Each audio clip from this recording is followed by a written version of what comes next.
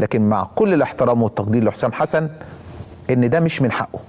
استبعاد مصطفى محمد انا من وجهة نظري دي جريمة فنية اولا، لان مصطفى محمد ليس لاعبا صغيرا. للأسف اللجان اشتغلت على حسام حسن بدري قوي قبل ايام قليلة من انطلاق كاس العالم اللي هيشارك فيه منتخب مصر.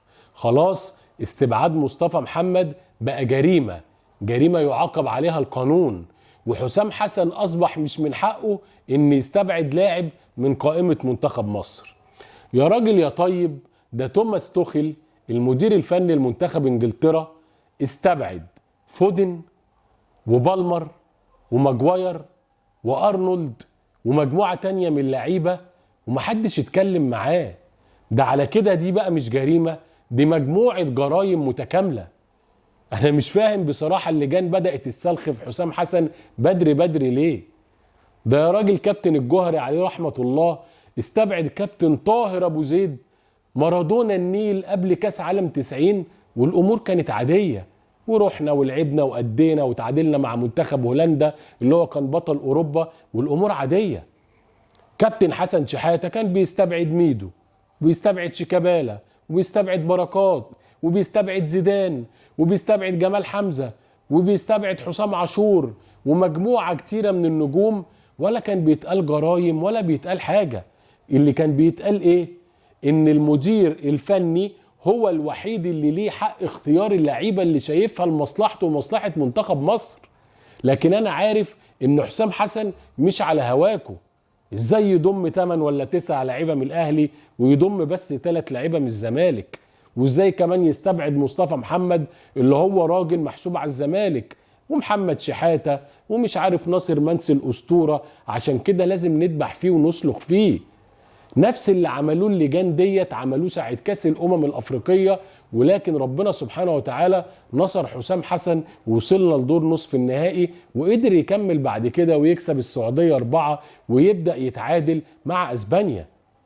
الموضوع يا جماعة حر، يعني حسام حسن يعمل ما يشاء، هو المدير الفني. وعلشان اقول لك على حاجة، استبعاد مصطفى محمد مش فني خالص. انا من الناس اللي شايفة ان كان مصطفى محمد لازم يروح المنتخب، ولكن مصطفى محمد واحمد الشناوي 2 لعيبة عاملين صداع لحسام حسن من الاخر، اللي هم المبدأ بتاعهم ايه؟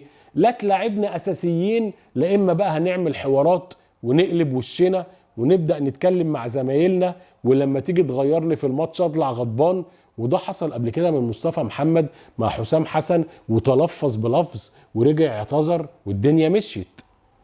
نفس الحركة دي كان عملها مصطفى محمد لو نرجع بالذاكرة مع كابتن حسام البدري لما كان مدير فني لمنتخب مصر، لما نزل في مباراة تقريبا في انجولا ولا في تصفيات الامم واحرز هدف وبديل، وقعد مش عارف بصق كده ناحية الدكة وعمل وسوى. فحسام حسن هنا عنده حق، انا عايز اخد اللعيبة اللي تريح لي دماغي عشان اعرف اركز في كاس العالم. انا مش هقعد بقى دادي وطبطب واقعد اقنع ده واقعد اسوف ده، لا. انا مدير فني حر، تلعب اساسي تقعد احتياطي تعمل سمعا وطاعة، لان في الاخر كلنا بندور على مصلحة منتخب مصر. لكن سواء احمد الشناوي او مصطفى محمد نفس العقلية، لا تلعبني اساسي لا اما هعمل لك مشاكل. فانا بقول يا ريت اللجان تشغل الضمير عندها شوية والوطنية عندها شوية، عشان حسام حسن ده مدير فني لمنتخب مصر.